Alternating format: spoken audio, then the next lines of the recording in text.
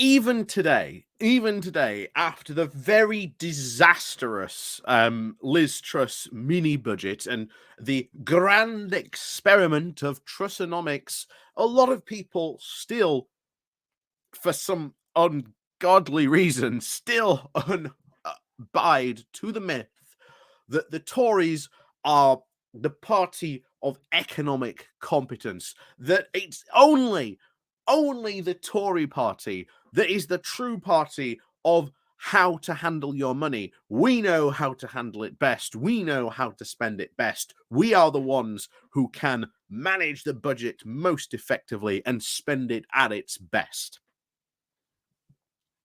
But the reality is that is anything but.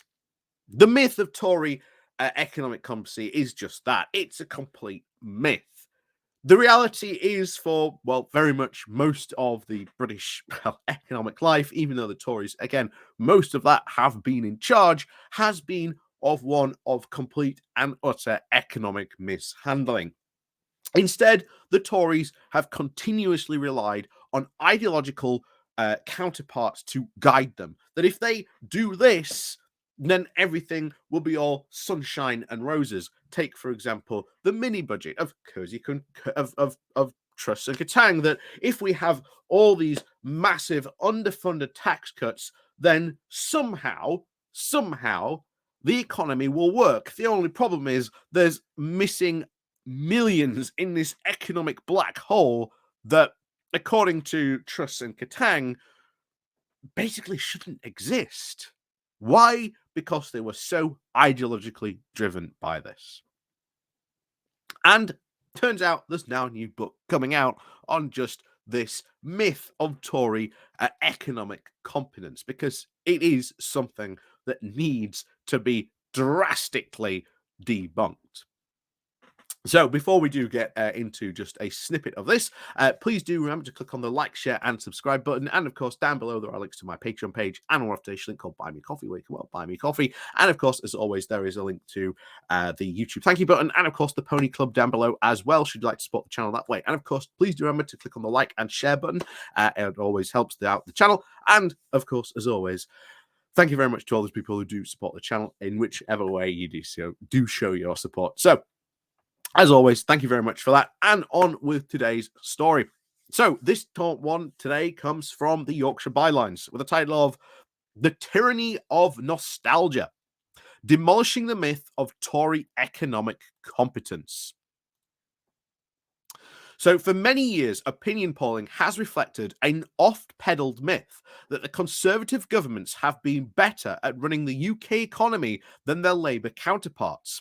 And in his recently published treatise on the economic decline of the nation, The Tyranny of Nostalgia, half a century of British economic decline, the macroeconomist Russell Jones seeks out to debunk this misappropriation and sets out a highly critical appraisal of Brexit. But we're not going to be doing all to it. We're just going to be doing this because this part of the article is really all you need to know. It is the complete charge sheet of Tory incompetence. And you only need to really go over this to realize that it is nothing but a myth, but it is one that people love to peddle, that the Conservatives are the party of economic competence and fiscal responsibility. But they're not. They say they are, but as we'll see here, they are not. So for anyone looking to mine evidence, Russell Jones provides an incredibly rich scene. One can even start with the inflationary barber boom of the early 1970s and move on to the false tilt of monetarism of the early 1980s, and a consequence of the latter, and the general shift to the neoliberal economics under Margaret Thatcher and her chancellors heralded the deindustrialization of that period and paved the way towards the unprecedented inequality. To that, we can also add the squandering of the legacy of the North Sea oil and of the failure to channel the revenues into a UK sovereign wealth fund, as the Norwegians have done so successfully.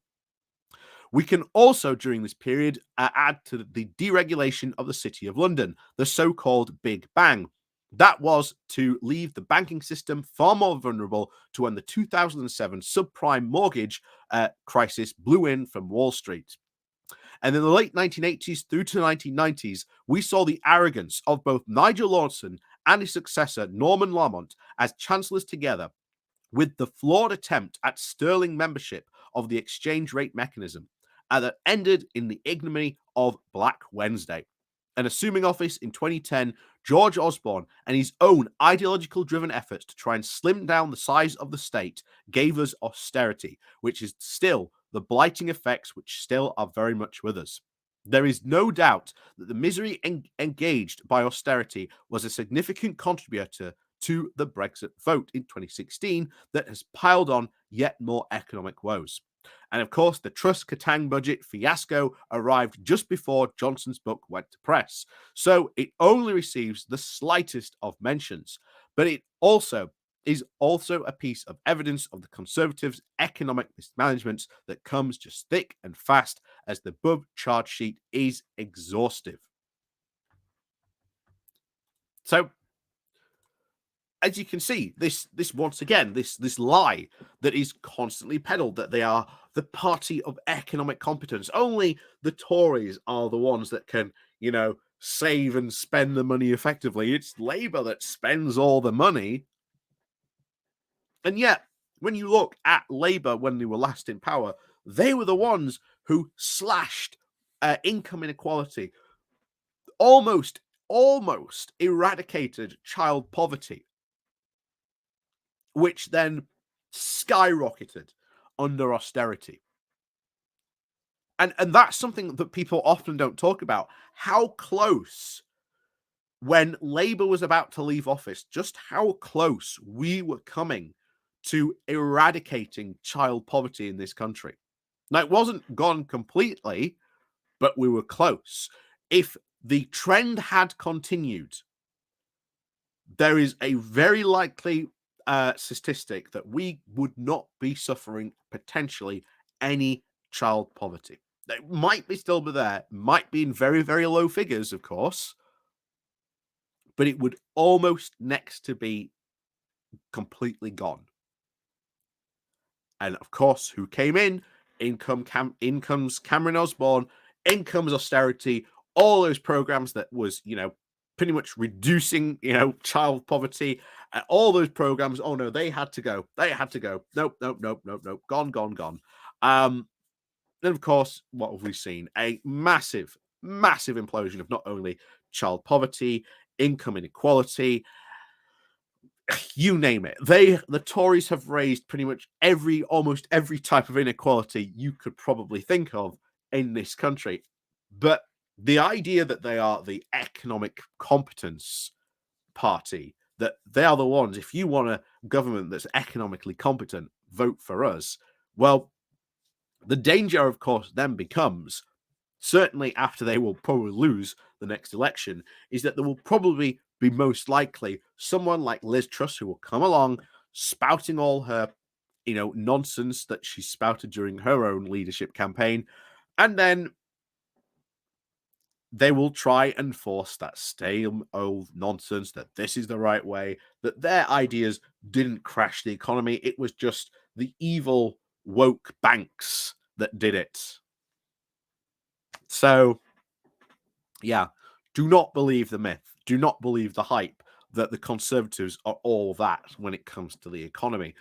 Like I say, we've had pretty much 13 years to see how good they are at economic competence. Not only have they raised the national debt far, far more significantly and to far, far more greater heights than certainly under the last Labour government, where we were told constantly by the Conservatives they've spent all the money.